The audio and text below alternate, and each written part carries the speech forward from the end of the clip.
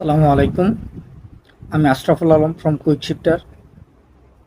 আজকে আমি আপনাদের মাঝে কথা বলতে আসছি বাংলাদেশের সাম্প্রতিক যে একটা ইস্যু চলতেছে, সাম্প্রতিক একটা সমস্যা, বাইকের অতিরিক্ত কর, সেই বিষয়গুলো।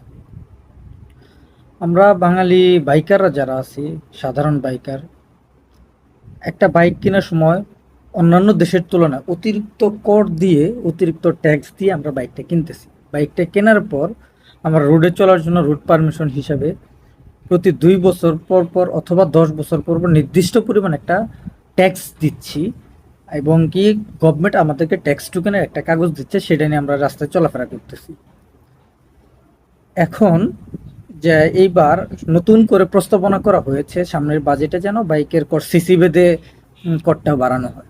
এখন সিসি ভেদে যে করটা বাড়ানো হচ্ছে, সেটা আমাদের বাইকারদের জন্য, বাংলাদেশের জনগণের জন্য কতটা যুক্তিযুক্ত হবে সেটা আসলেই ভাবা উচিত। বাংলাদেশের গভর্নমেন্ট আমাদের থেকে অনেক বেশি ভালো বুঝেন। তাদের কাছে আমাদের রিকোয়েস্ট থাকবে যে তারা যেন এই জিনিসটা আরও ভালো করে চিন্তা ভাবনা করে একটা ডিসিশন নেয়। তবে বাঙালি অনেক বাইকার আছে যারা রাইড শেয়ার করতেছেন, তারা দিনে ৫০০, ১,০০০, ১৫০০ টাকা ইনকাম করতেছে। এখন একটা বছর বছর যেই পরিমাণ করটা ওনার ধরা হয়েছে, সেটা আসলেই অনেকটা মানুষের জনজীবনের জন্য কষ্টকর হয়ে যাচ্ছে।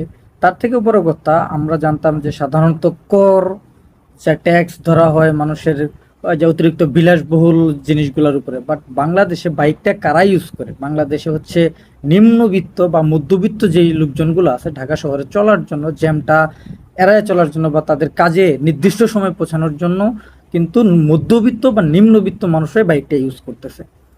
এখন বাইক হচ্ছে আমাদের নিত্যদিনের একটা জীবনযাপনের হচ্ছে একটা বস্তু। এটা কোনো বিলাসবহুল বস্তু নয় যেন এর উপরে হচ্ছে ১ বছর পর পর যে করটা ধরেছে, সেটা ২,০০০ টাকা থেকে শুরু করে ১০,০০০ টাকা পর্যন্ত।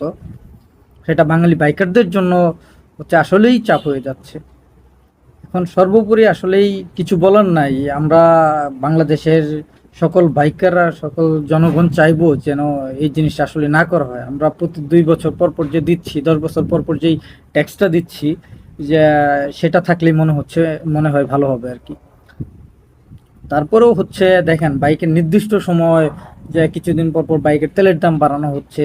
অল্প কিছুদিন আগেও যে জায়গায় ৮৬ টাকা করে তেল ছিল, সেই জায়গার থেকে আজকে আমরা ১৪০ টাকা পর্যন্ত পার লিটার তেল কিনতেছি। এই দিকগুলো আসলে বিবেচনা করা উচিত। তারপরেও হচ্ছে কি, এই বাংলাদেশের রাস্তায় যে রিক্সাগুলো চলতেছে, অনেক কোনো বৈধতা নাই, কিচ্ছু নাই, তারা দাপিয়ে বেড়াচ্ছে বাংলাদেশের অলিগলি, যে ঢাকা শহরের অলিগলির থেকে শুরু করে মেন রাস্তা পর্যন্ত সব জায়গায় তাদের নৈরাজ্য এত বেশি, তাদের